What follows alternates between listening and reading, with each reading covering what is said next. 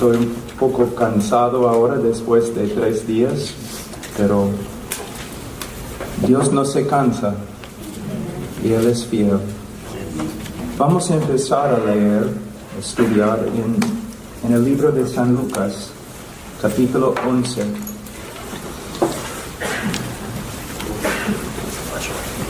En la última lección nosotros hablamos de Jesús como hombre de oración, que aunque era Dios, también era hombre.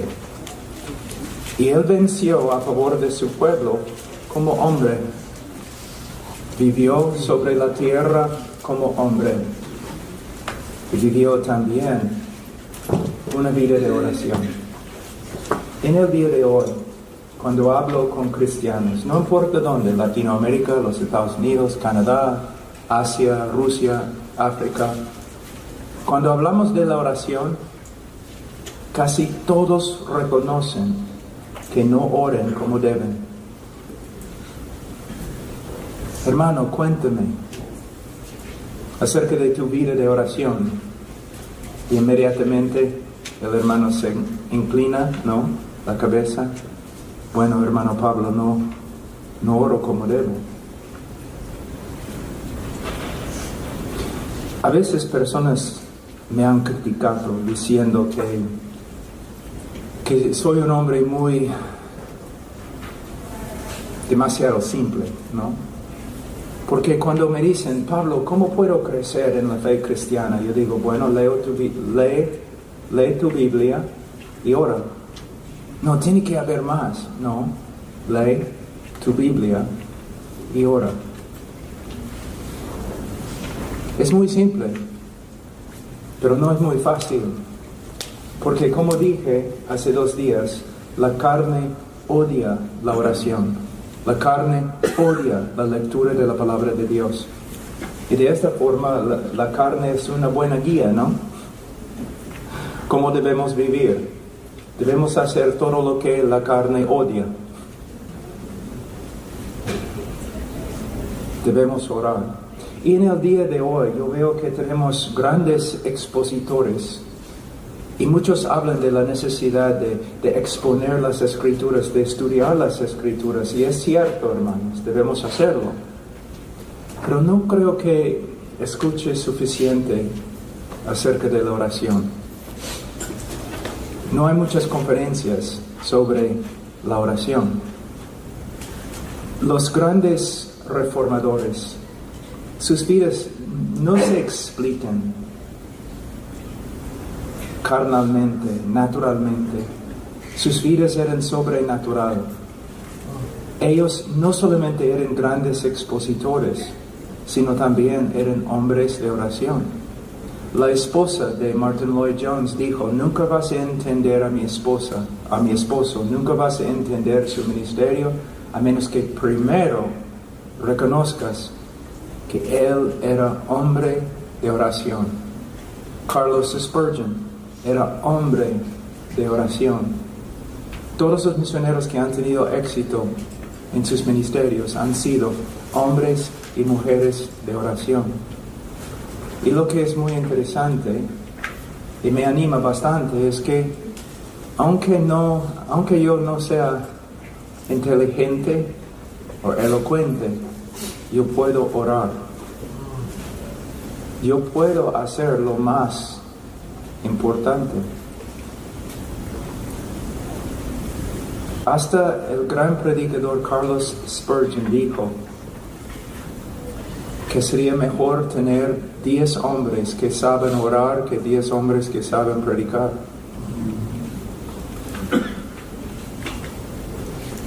Leonard Ravenhill, no sé si ustedes han escuchado su nombre, pero era un predicador inglés, un predicador muy poderoso, lleno de fuego, ¿no? Un hombre peligroso en el púlpito. Y él habló de un hombre que era un hombre de oración, y que una vez él entró en el cuarto donde el hombre estaba orando y él paró y no dijo nada, retrocedió así. Y uno le preguntó, ¿por qué sí, así. Y él dijo, porque nunca vas a dar tu espalda a la realeza.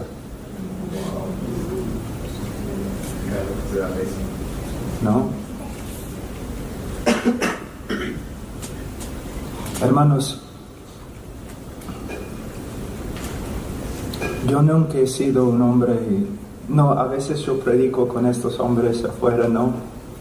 Y no puedo creerlo. No soy un hombre, no soy un gran académico. No soy definitivamente el más inteligente.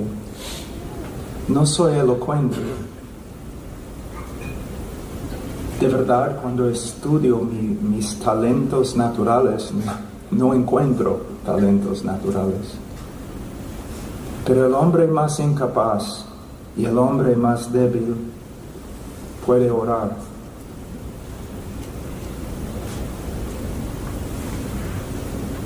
Puede orar.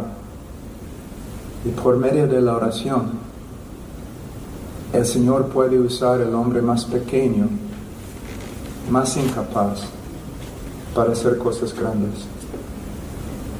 Una vida de oración. Un hombre que sabe que no es muy inteligente y que no es muy poderoso,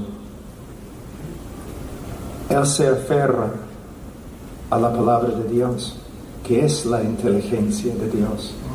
Se aferra a la oración, donde Dios puede hacer que aún el más débil sea fuerte. Nuestro problema no es que seamos demasiado débiles, sino es que no reconozcamos cuán débiles que somos. Porque aún los hombres muy dotados con dones naturales no pueden avanzar el reino de Dios, porque no es por la carne, es por el Espíritu. Y es lo que necesitamos, más dependencia de la palabra de Dios y del Espíritu Santo. Y podemos ver esto en la vida de nuestro Señor Jesucristo. Fíjense, se acercan al Señor y le piden, Señor, enséñanos a orar. ¿No es interesante? Jesús levantó los muertos. Jesús echó a los demonios. Jesús caminó sobre el agua. Pero los discípulos nunca se acercaron a Él pidiendo, Señor, enséñanos cómo levantar a los muertos. Señor, enséñanos cómo no caminar sobre el agua. Entonces, yo creo que la cosa más, ¿cómo puedo decir? La cosa más excepcional de nuestro Señor Jesucristo, más que su poder de levantar los muertos, la cosa más excepcional en la vida de nuestro Señor Jesucristo era su vida de oración.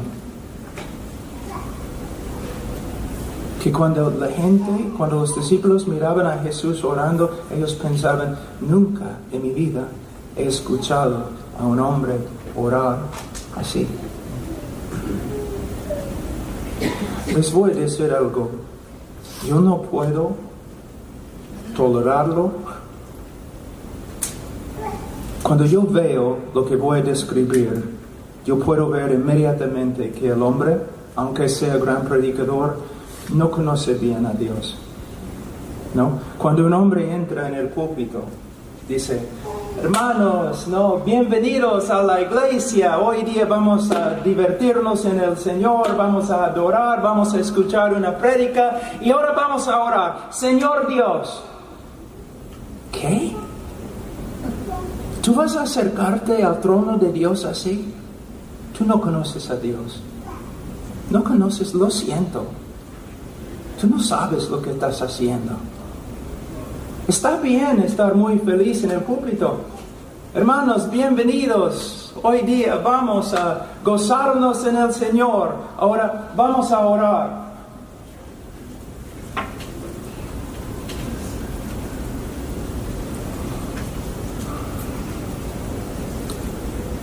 Señor, Nos presentamos ante ti en el nombre de tu Hijo Jesucristo. ¿Pueden ver la diferencia? No es una actuación. Si conoces a Dios como se revela en las Escrituras, no vas a entrar como un tonto en su presencia, como si estuvieras hablando conmigo o con otro hombre. ¿Me entienden? No hay mucho temor de Dios porque la gente no conoce a Dios.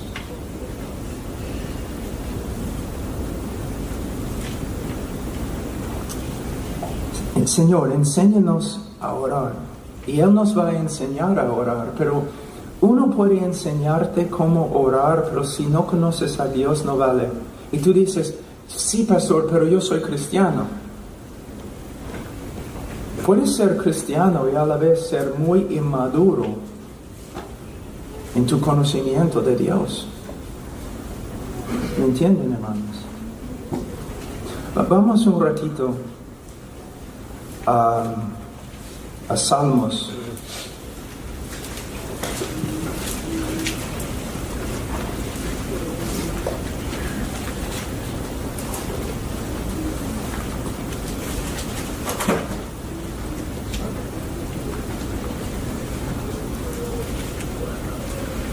Capítulo 50, versículo 16.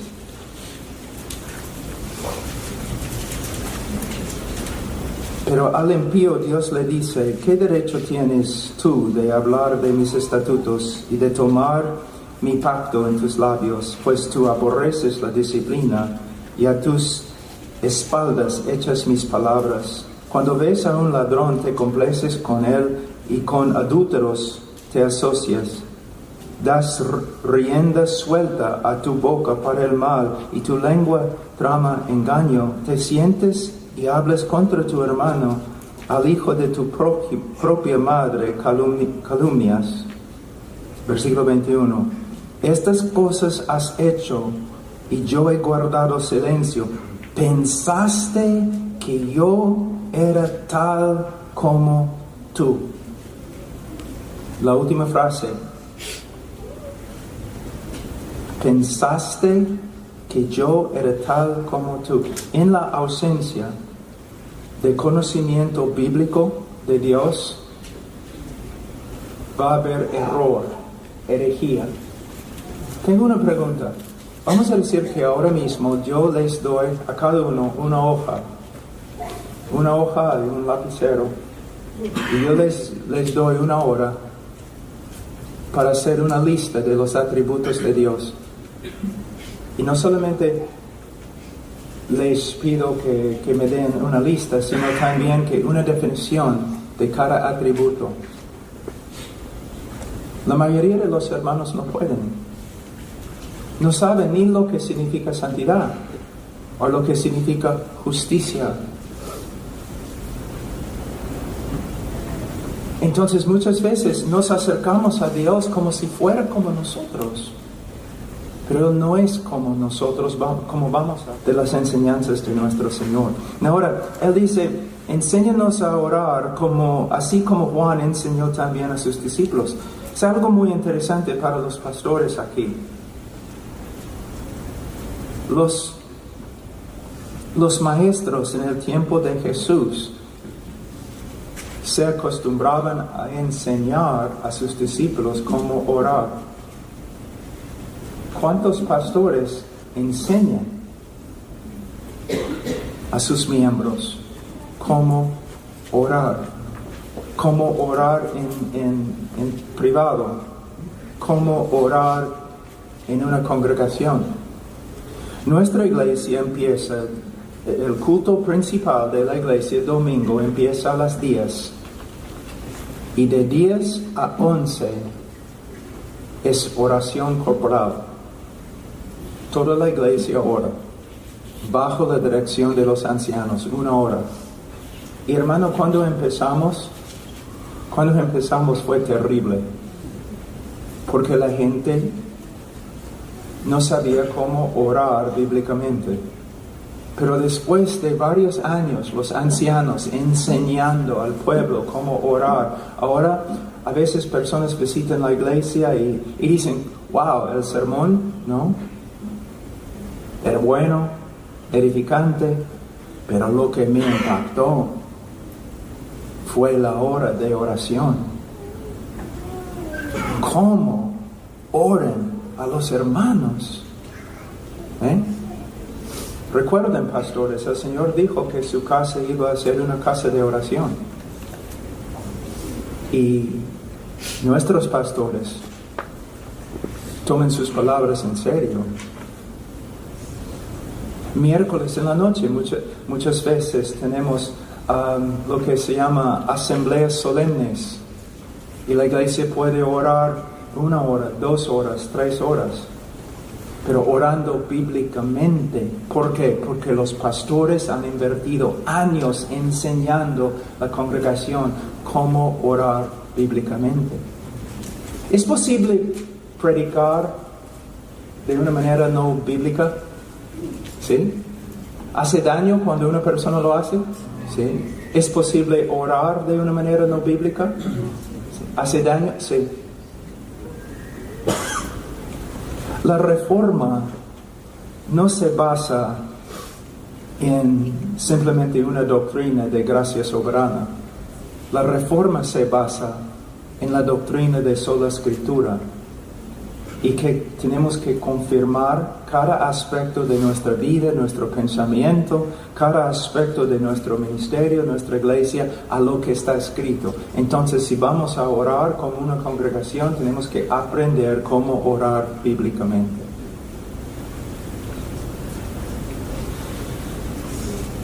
Ahora, cuando piden al Señor, enséñanos a orar, Él responde con lo que se llama en el día de hoy Padre Nuestro, especialmente en la Iglesia Católica.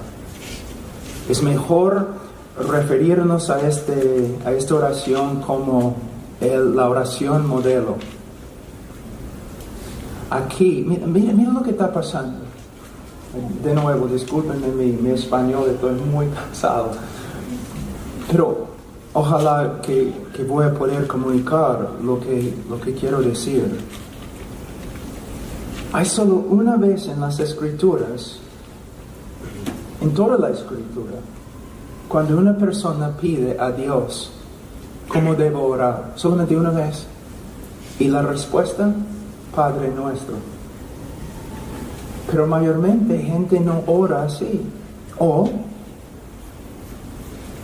en la Iglesia Católica usan el Padre Nuestro, pero de una manera totalmente antibíblica, como vana repetición. Cristo no está diciendo que debemos simplemente repetir cada palabra, sino debemos usar Padre Nuestro como un bosquejo de cómo orar. Ahora tenemos Padre Nuestro aquí en capítulo 11, pero vamos a Mateo, donde vemos la versión más completa. En Mateo capítulo 6, versículo 9.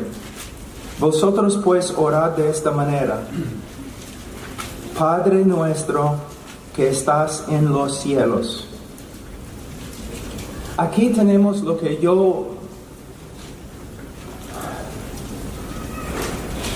Aquí tenemos una psicología perfecta con respecto a cómo debemos acercarnos a Dios. Tenemos un ejemplo de la actitud perfecta que debemos tener cuando nos acercamos a Dios.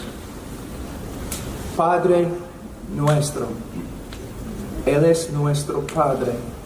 Podemos acercarnos a Él sin temor, que está en los cielos. Nuestro Padre es el Rey de gloria y debemos acercarnos con reverencia.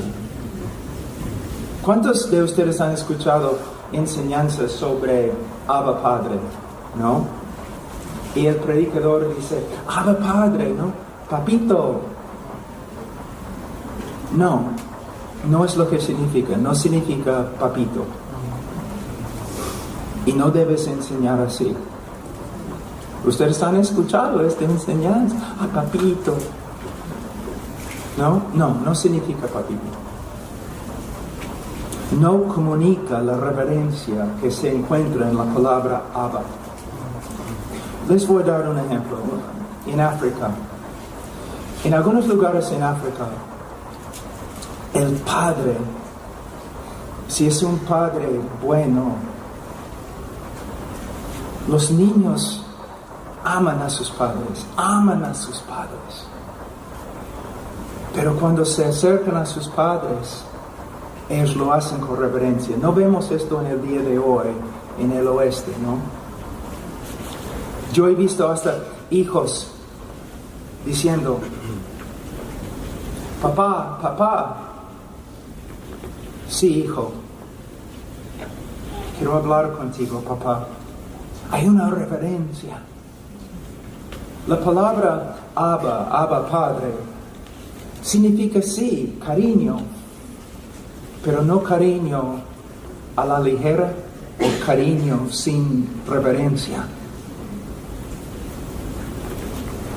No podemos enfatizar demasiado el cariño. No podemos enfatizar demasiado la reverencia, los dos juntos. Pero en inglés y también en español, cuando uno dice papito, no, porque no lleva la reverencia que una relación con Dios demanda. ¿Me entienden, hermanos? Entonces ten bastante cuidado. Él es nuestro Padre. Nuestro Padre es el Señor de gloria. Es un privilegio. Nos acercamos a Él, Padre, sin temor de condenación, pero a la vez, Padre, Rey, Señor.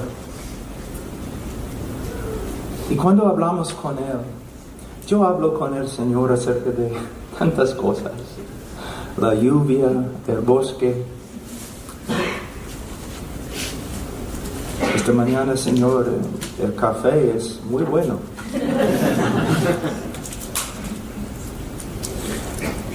Pero nunca voy a dejar a un lado la reverencia, el privilegio. Yo debo estar en el infierno, condenado eternamente. Un gusano, nada más. Pero me ha rescatado. Me llama hijo, porque soy. Tengo derecho de entrar en su presencia, pero es un privilegio. Un hombre que estudia la Biblia de Génesis a Apocalipsis, o una mujer que estudia la Biblia de Génesis a Apocalipsis, una persona que satura su vida en la palabra de Dios, él va a tener una actitud correcta. Una actitud correcta. Todo depende de nuestra relación con la palabra de Dios. Ahora, Padre nuestro que está en los cielos, santificado sea tu nombre, venga tu reino, hágase tu voluntad, así en la tierra como en el cielo. Lo que tenemos aquí es como un diamante y 3 facetas. Son 3 peticiones, pero de verdad son una sola petición. Entonces vamos a ver, primeramente, santificado sea tu nombre. ¿Qué significa que Dios es santo? A veces pregunto a los alumnos, no los estudiantes, ¿qué significa que Dios es santo? Y ellos siempre dicen lo mismo, que Dios es sin pecado. Bueno, ¿qué significa que Dios es justo? Dios es sin pecado. Entonces, ¿no hay diferencia entre justo y santo? Mira, la palabra santo, su significado principal no es Dios, no significa que Dios es sin pecado. La palabra significa Dios está separado. Separación. Es muy importante. Dios no es como nosotros, solamente más grande. Dios no es como nosotros. Dios no se encuentra en la misma categoría con nosotros. Dios pertenece a una categoría encima de todas las demás categorías. Por eso, si escuchamos algo que era una frase muy popular en Inglaterra, ¿no? Antes, Dios y Rey, ¿no? Hablando de Dios y el Rey de Inglaterra. No, es blasfemia. Nunca vamos a decir Dios y otra persona, a menos que digamos Dios el Padre y Dios el Hijo y Dios el Espíritu Santo. No es Dios y Rey terrenal o Dios y patria. No, porque Dios pertenece a otra categoría. Y no hay nadie más en la misma categoría. Entonces, cuando decimos Dios es santo, estamos diciendo que Él tiene una categoría y un valor infinitamente encima de todo lo demás. Y secundariamente, por supuesto, sin pecado. Pero sin pecado simplemente porque Él está separado. Porque el significado principal, Dios está separado de todo. No es común. No es como otro. No debe haber en nuestro corazón lealtades, no lealtades que están compitiendo el uno contra el otro. Toda nuestra lealtad debe pertenecer a Dios y solo a Dios. Él es nuestro principal amor. Él tiene el primer lugar en todo. Entonces, cuando nosotros oramos, santificado sea tu nombre, en la Biblia, el nombre de Dios se refiere a Dios mismo, todos sus atributos, a todas sus excelencias. Entonces, cuando estamos diciendo, santificado sea tu nombre, que en el corazón de cada hombre, Dios se encuentre en una categoría separada y encima de todo lo demás. En el día de hoy, la mayoría de los hombres, aun los hombres que dicen que creen que Dios existe, ellos viven como ateos, ¿no? Dios no tiene primer lugar en su corazón, primer lugar en su mente, primer lugar en su tarea, su trabajo. Entonces, cuando la petición principal que siempre debemos orar encima de todas las demás peticiones es: santificado sea tu nombre. Pero mayormente la gente no ora así, ¿no es cierto? Algunos de ustedes probablemente van a decir: nunca he orado así. Aquí podemos ver la pasión del corazón de Cristo. Lo más importante en el corazón de Cristo: Señor, si solo puedo tener una petición, mi petición es que todos estimen tu nombre infinitamente sobre todos los demás nombres. Que en el corazón de cada hombre tú seas principal, supremo, encima. Una iglesia ahora, ¿no? Van a tener un tiempo de oración congregacional. ¿Qué pasa? ¿Alguien tiene una petición? Sí, pueden orar por mi tío porque su rodilla le duele. Pueden orar por mi vaca porque no da leche. En este momento mi rodilla me duele. Por favor, oren por mí. Pero hermanos, mira cómo es la oración congregacional en el día de hoy. Estamos orando por rodillas y ni mencionamos que tu nombre sea santificado. En esta iglesia no nos importa lo que tenemos que sufrir, no nos importa lo que nos pase. Nuestro deseo más grande es que tu nombre sea santificado, que tú seas alabado por toda la tierra. Y no puedo dormir porque tu nombre no recibe la honra que debe recibir. Wow, ¿cómo necesitamos cambiar? ¿No es cierto? Santificado sea tu nombre, venga tu reino. Que el reino de Cristo extienda por toda la iglesia, por toda la patria, por todos los negocios, por todo el gobierno, por toda la economía. El Señor, mira, el Señor no es... Al Señor todo pertenece. Abraham Kuyper, el gran teólogo Abraham Kuyper dijo, cuando Cristo regresa, ¿sabe lo que va a hacer? Él va a extender su mano sobre la tierra y va a decir, mío, mío, mío, mío, mío. Y lo que estamos pidiendo aquí es que todo el mundo y todas las cosas que hay en el mundo y que todas las instituciones en el mundo, que todo se someta a Cristo. Pero mira, una persona que ora, Señor, santificado sea tu nombre en la tierra, también tiene que decir, Señor, santificado sea tu nombre en mí. Y yo voy a estudiar las Escrituras y yo voy a orar para que mi petición se realice. No solamente estamos orando por la gente por allí, o por el mundo, o por la iglesia, estamos orando por nosotros. Y de hecho, estamos haciendo un compromiso. Que tu nombre sea santificado. Y yo mismo voy a trabajar, voy a luchar para que tu nombre sea santificado en mí. Y quiero ser también un instrumento para que tu nombre sea santificado en el mundo. El trabajo de la iglesia es trabajar para que el nombre de Dios sea alabado en todo el mundo y para que su reino soberano extienda sobre todo. Sobre todo.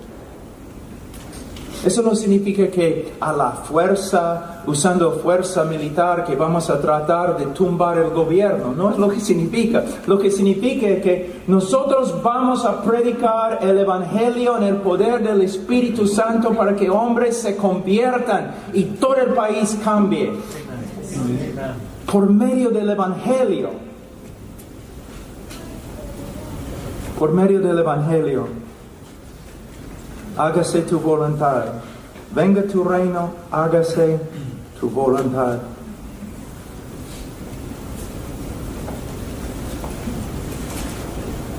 ¿Sabe? No sé si voy a poder decir eso en español, pero una de las razones por las cuales los hermanos andan tan tristes y deprimidos es por causa de sus expectativas no realizadas. ¿No? Por ejemplo, mi cuerpo es un desastre. ¿No? Hay más fierro en mí que en un camión. No sé si el Señor va a poder resucitarme, pero va a haber un montón de fierro dejado ahí en la tumba, ¿no? No es lo que quiero. Me gusta levantar pesas, me gusta pelear. No, sí, es algo divertido para mí. Y ahora no puedo, mi cuerpo me duele. Es una expectativa no realizada. Yo no puedo hacer las cosas que antes no yo hacía. Entonces voy a andar deprimido. Si es así, Señor, sáname. Pero Señor, si por medio de mi enfermedad tu reino puede extender más y tú puedes recibir más gloria a través de mi vida por medio de este dolor, déjame como soy. Porque la meta aquí no es mi mejor vida ahora. No es la meta. La meta es que tu nombre sea santificado, alabado, adorado. Que tu reino extienda por toda la tierra y que tu nombre sea santificado en mí y que tu reino se extienda en mí. Cambia nuestra manera de orar. Señor, si tu nombre puede ser santificado y tu reino puede extender por medio de bendecir mi negocio para que yo llegue a ser un hombre rico, hazlo, Señor. Pero a la vez, Señor, si por medio de mi pobreza tu nombre sea santificado más y tu reino venga más, entonces déjame como soy. Porque la meta, yo no soy la meta. Mi mejor vida ahora no es la meta. La meta es el reino de Dios. Entonces, mira, la sabiduría de Dios. Después de versículo 10, después de aprender cómo orar de una manera teocéntrica, versículo 11, danos hoy el pan nuestro de cada día. Hermano, no puedes separar versículo 11 de versículo 9 y 10. ¿Por qué estoy pidiendo pan? Para que yo pueda trabajar en la santificación del nombre de Dios, en la venida de su reino, en el hacer de su voluntad. Hermanos, ¿han pensado así? Pedimos, Señor, dame pan, dame lo que necesito para vivir, para que yo pueda servirte. Gente no piensa así, ¿no es cierto? No piensan así. Señor, ayúdame. Señor, soy pobre, ayúdame. Señor, necesito un carro. Señor, necesito mejor casa. Pero lo que tenemos que cambiar toda nuestra actitud con respecto a las peticiones. Es una cosa cuando una persona dice, Señor, necesito un carro. O Señor, necesito un carro porque estoy visitando estos lugares en la sierra y me es muy difícil llegar ahí sin un 4x4.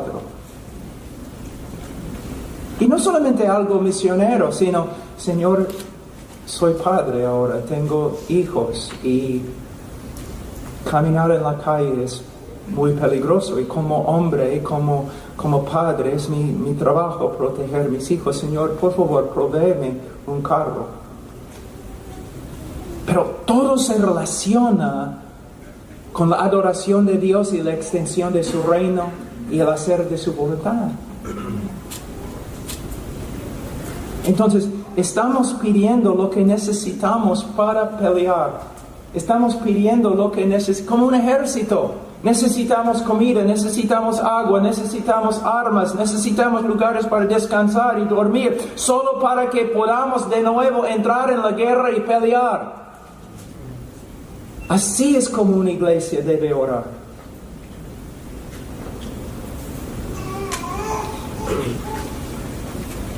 Una historia un poco divertida, no sé. Mis hijos, cuando eran pequeños, ahora mis hijos son grandotes, pero cuando eran pequeños, cuando eran pequeños, yo estaba mucho más en selvas y lugares peligrosos y a veces yo regresaba a la casa cansado y todo, destrozado. Y mis hijos, papá, ¿qué haces? ¿Qué haces? ¿Tú sales y regresas? ¿Tú vas a estos lugares tan extraños? ¿Qué haces? Yo les dije, no puedo decirles. ¿Por qué? Bueno, no me van a creer. Entonces, no, como niño, papá, ¿qué haces? Un día, cuando eres más maduro, yo voy a contarles. Entonces siempre, después de cada viaje, ¿no? A Rusia, a África, a la selva, cualquier lugar, a Medio Oeste, ¿no? Papá, ¿qué haces?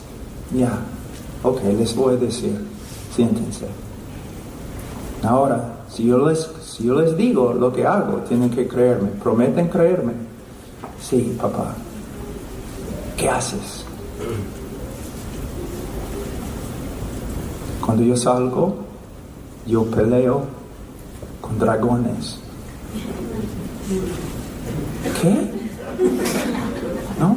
Cuando yo salgo, hay dragones, monstruos, en todos los países donde voy. Y la gente sufre bastante por causa de estos monstruos, estos dragones. Y yo voy, yo los mato. No. Y yo les digo, sí.